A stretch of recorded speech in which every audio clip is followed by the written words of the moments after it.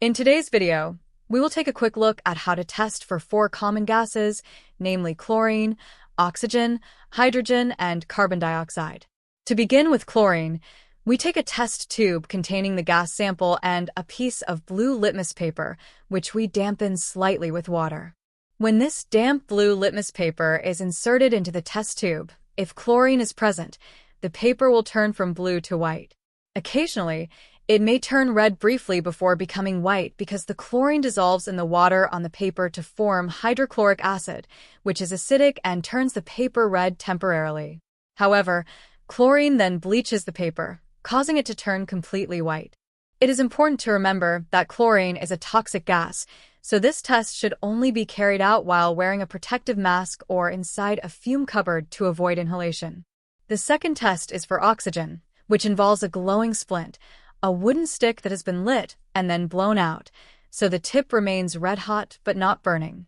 When this glowing splint is placed into a test tube containing oxygen gas, the splint will relight because oxygen is essential for combustion and supports the burning process. The third test is for hydrogen, which also requires a test tube and a splint. In this case, the splint should be lit and producing a flame.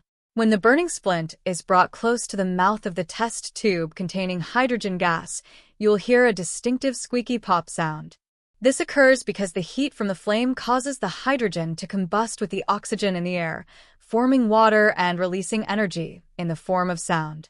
Lastly, we test for carbon dioxide using a test tube of the gas and another tube containing lime water, which is an aqueous solution of calcium hydroxide. By bubbling the gas through the lime water, if carbon dioxide is present, the solution will turn cloudy. This happens because carbon dioxide reacts with calcium hydroxide to form calcium carbonate and water. The calcium carbonate is a solid, and its tiny suspended particles make the solution appear cloudy.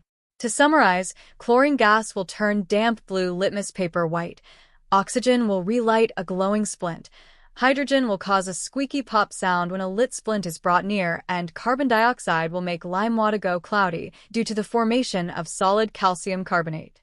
These simple tests are essential tools in chemical analysis and allow us to identify gases reliably in laboratory settings.